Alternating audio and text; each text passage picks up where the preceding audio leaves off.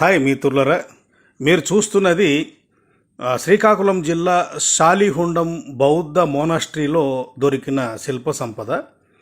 ఇక్కడ ఈ శిల్ప సంపద ఆ పైన మాన్యుమెంట్లో దొరికిన ఇదంతా కింద అక్కడే కొండ కిందనే మ్యూజియం పెట్టారు. ఈ మ్యూజియంలో శిల్పాలు ఉన్నాయి. అయితే ఈ అసలు పురావస్తు శాఖ యొక్క ఉద్దేశం ఏంటిది, ఈ శాఖ ఎందుకు ఏర్పడింది, ఈ విగ్రహాలు ఎందుకు భద్రపరుస్తున్నారు అనే విషయానికి వస్తే, బ్రిటిష్ వారి కాలంలో వారు తవ్వకాల్లో బయటపడ్డ విగ్రహాలన్నింటినీ ఇవన్నీ వైదిక సమాజానికి సంబంధం లేకుండా ఉన్నాయి.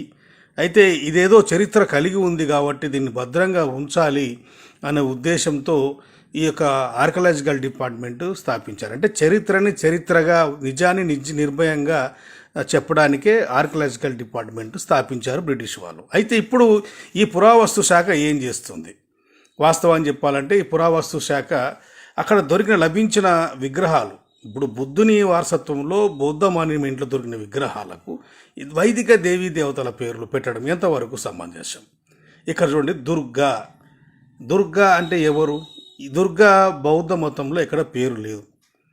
ఈ దుర్గా అనేది వైదిక మతంలో వస్తుంది పేరు. ఇక్కడ చూడండి, ఈ పురావస్తు శాఖ పొరపాటు కాకపోతే ఇంకెవరిది? చరిత్రని చరిత్రగా పరిచయం చేయాల్సిన అవసరం ఉంది కదా.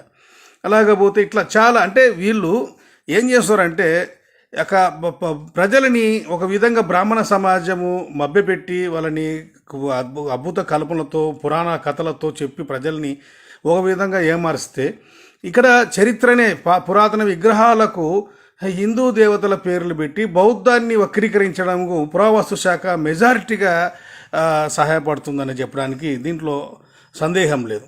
మరి వీళ్ళని ప్రశ్నించాలంటే ఏం చేయాలి? నేనేమో అన్వేషకుణ్ణి, ఏ విధంగా ఆర్గనైజేషన్ పరంగా ముందుకెళ్ళాలని చాలామంది చెప్తారు. అంటే అథెంటికేషన్గా ఉండాలి, వీళ్ళ మీద పోరాటం చేయాలంటే ఏదైనా ఒక అథెంటికేషన్ ఉండాలి అని చెప్పేసి, ఏదైనా సంఘాలు లేకుంటే ఇంకోటి, నేను వీళ్ళని ప్రశ్నించడానికి తప్పనిసరి పరిస్థితి కూడా ఒక విధంగా ఒక ఆర్గనైజేషన్ స్టార్ట్ చేయాల్సిన పరిస్థితి వస్తుంది. ఎందుకంటే వీళ్ళకు నిజం చెప్పాలంటే, ఇక్కడ చూడండి, అక్కడ ఉన్న విగ్రహం మంజుశ్రీ, ఇప్పుడు ఉన్నది మంజుశ్రీ విగ్రహం. ఈ మంజుశ్రీ విగ్రహం కింద పేరు తీసేశారు. అయితే ఈ విగ్రహాన్ని కూడా ఎవరైనా అడిగితే అక్కడ పురావస్తు శాఖ ఈ విగ్రహం అంటే ఏ లక్ష్మినో లేకుంటే ఇంకో పేరు చెప్తారు.